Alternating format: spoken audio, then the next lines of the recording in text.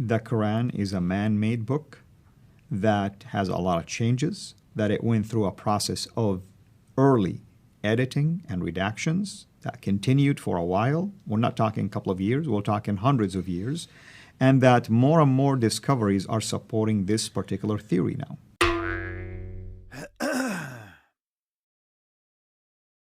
So my hope to you as a Muslim who's been watching this, come home to the Father through the Word that He sent to become flesh and die on a cross for your sin, so that by faith, by grace, you will be saved and you will have an assurance of eternal life. Without it, you will not be able to find the way, for Jesus Himself is the way, the truth, and the life.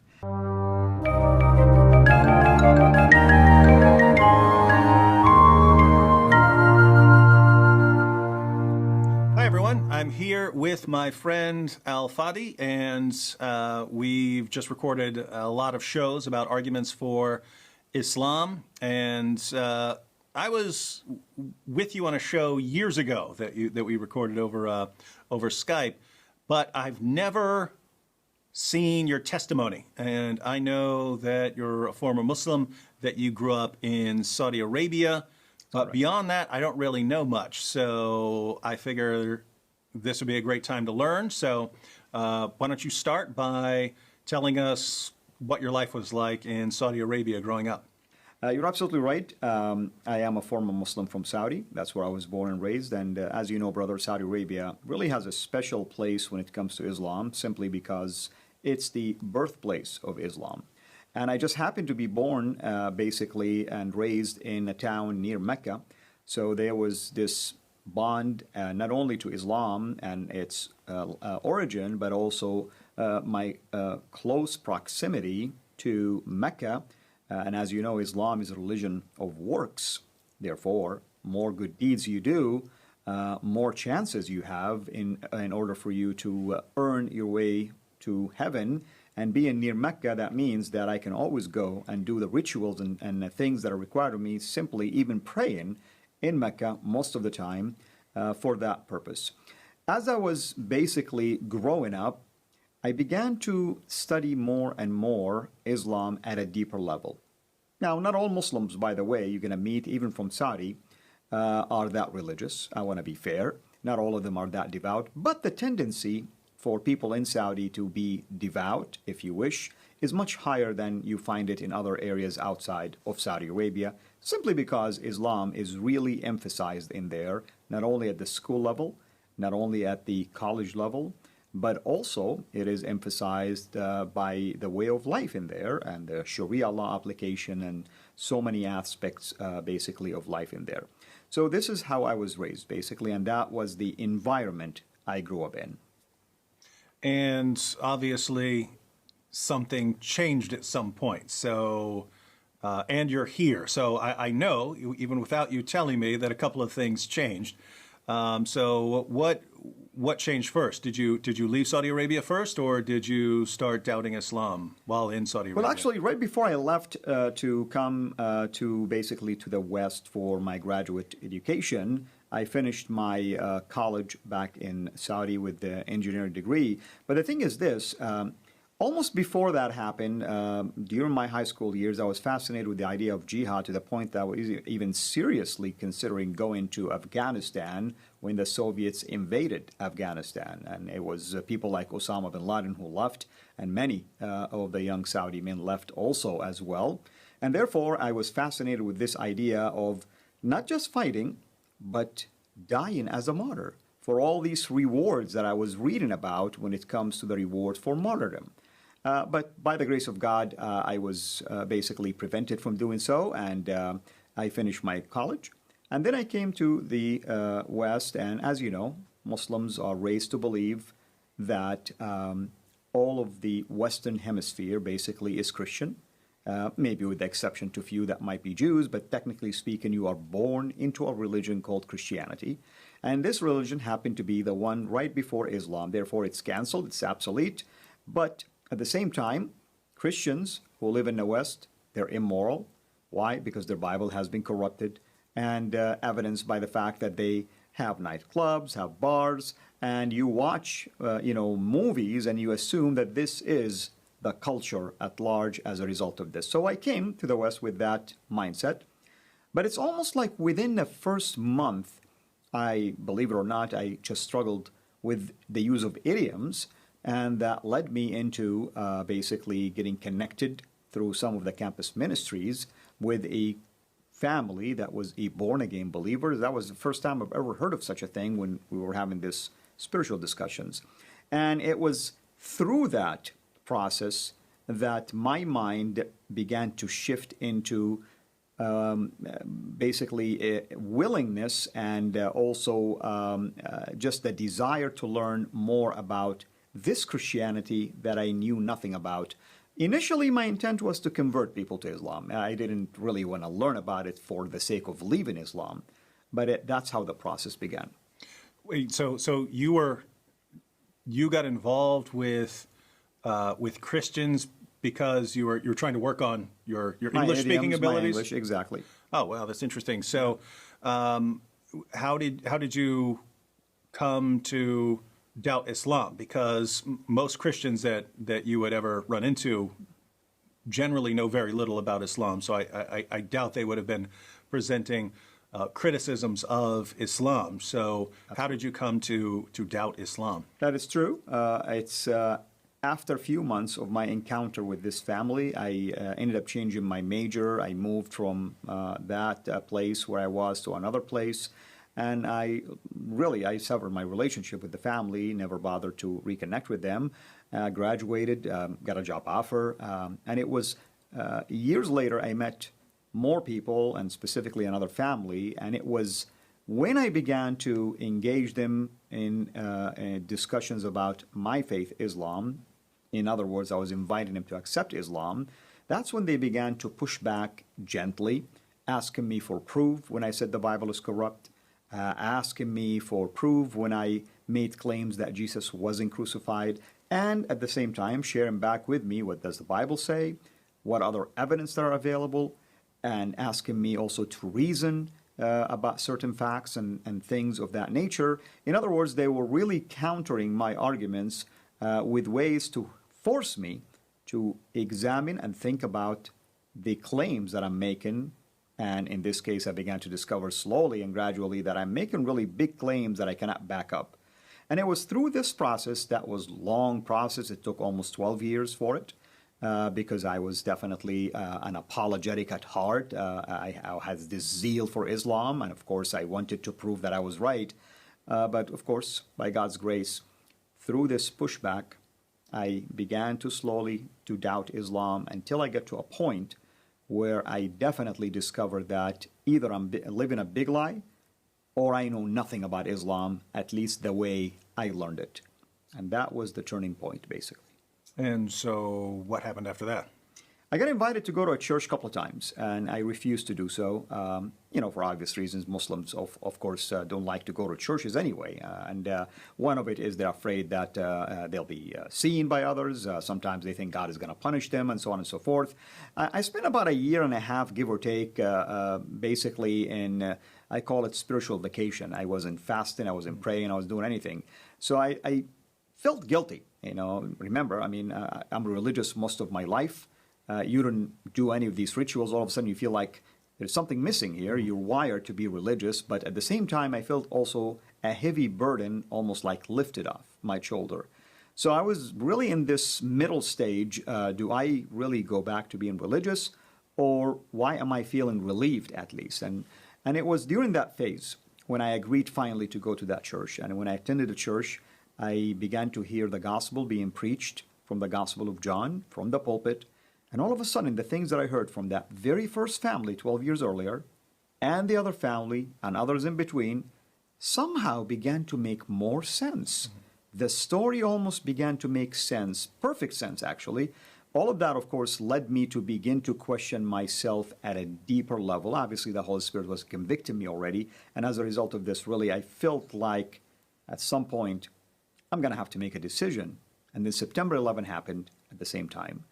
And obviously, being a devout Muslim, I understood perfectly why these hijackers did what they did, of course. It's their ticket to heaven. That's the way they were thinking about it. At some point in my life, I wanted to die as a martyr.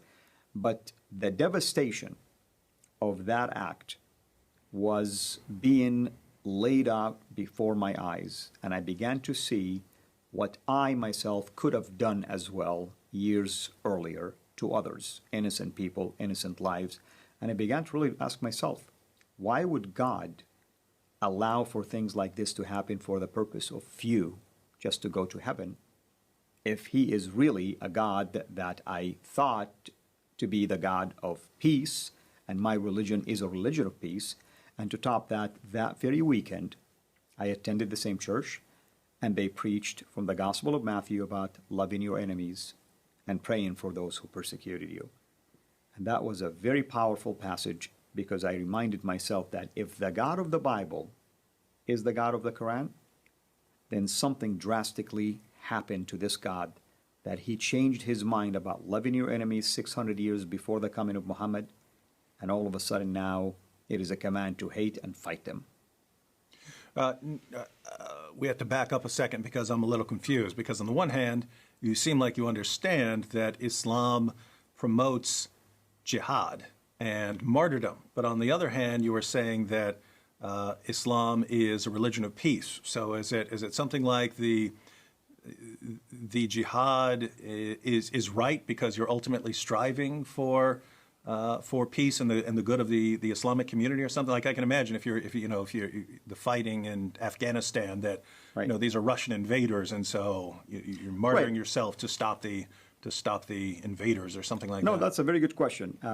Before I reached that point of confusion, of course, certainly I would look at Islam as a religion of peace from a different perspective. Religion of peace in terms of spreading Islam, and that will be the only way to enforce peace. But then when I began to doubt Islam, I was touched now by what I've seen, and that really was the struggle that I faced. Reminding myself now, I used to think to do things like this, but at the same time, also the opposite side of that belief is that also it's a religion of peace. So how can this be peace? Mm-hmm. Because now I'm witnessing it by myself. And of course, that was a major event, as you know, globally. And that was a turning point, of course, in terms of people understanding about Islam and its teaching in relationship to jihad.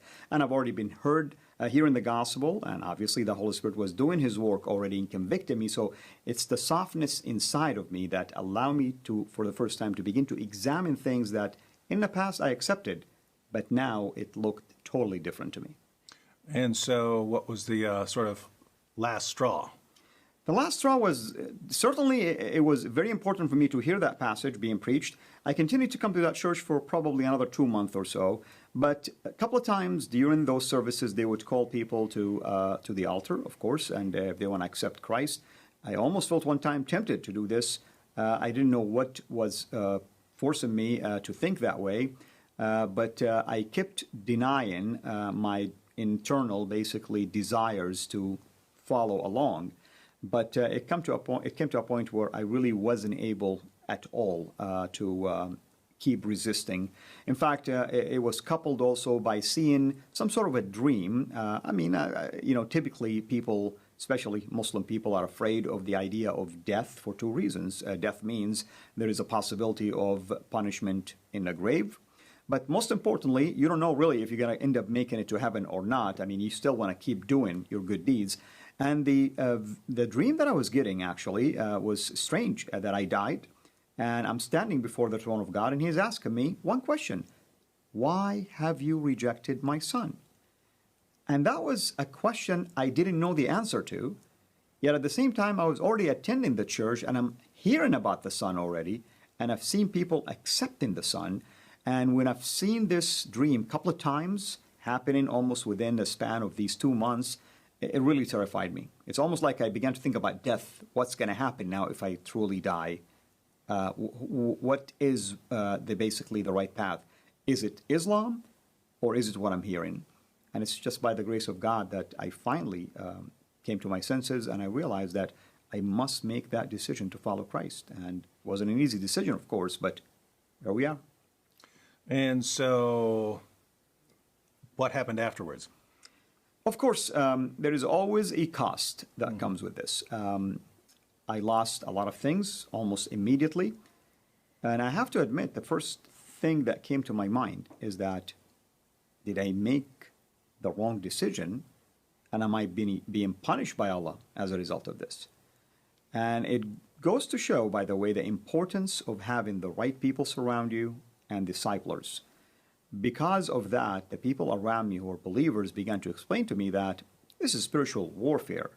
God is not punishing you for coming to Him, but God could be allowing these things to happen to you because maybe you have issues in the heart that He's working on. Maybe you have pride. Maybe He's preparing you for something big, a ministry or something of that sort. But don't look at it as if He's punishing you. He cannot punish you for coming to Him. He is. They began to show in passages that heaven is rejoicing that actually, as a sinner, you accepted basically Christ. So through this process, I began to it started to make sense to me that indeed, yes, there are things inside of me that began to change, things that I used to desire. Somehow I began to distance myself from material and stuff that I had affinity for, and I began to learn to be humble. And years later, of course, I look back and I am thankful now for the process that the Lord put me through. Now, you could have just spent the rest of your life working your job, living quietly, and eventually died like that. But you've decided to focus on ministry and reaching Muslims. Why'd you take things in that direction? Well, certainly it's God's calling, obviously. It wasn't just me trying to do something on my own. But here's the interesting thing.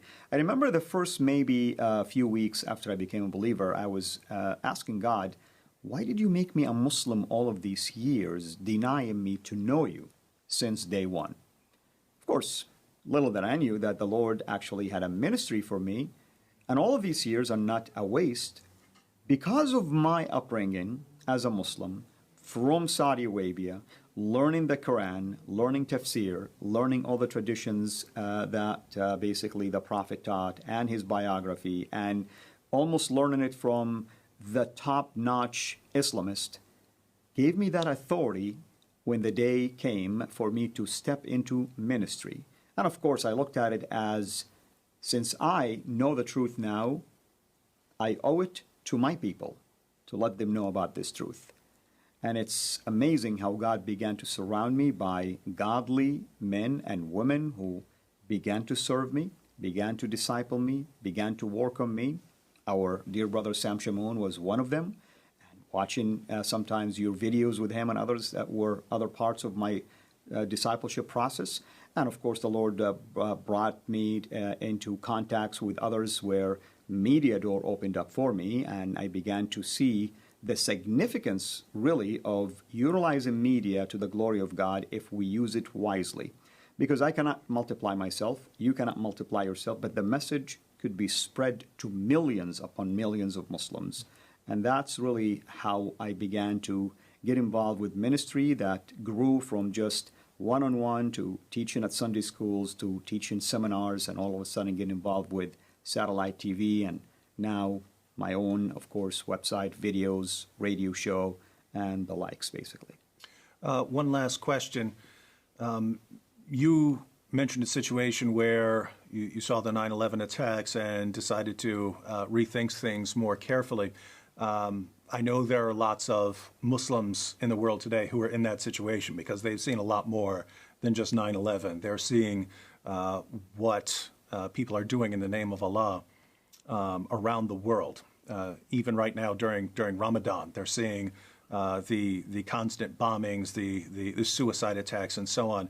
And many of them still believe in Islam, but this can become a time of reflection for them, time to think to themselves, is this religion true? Is all of this based on Islam, and is Islam true?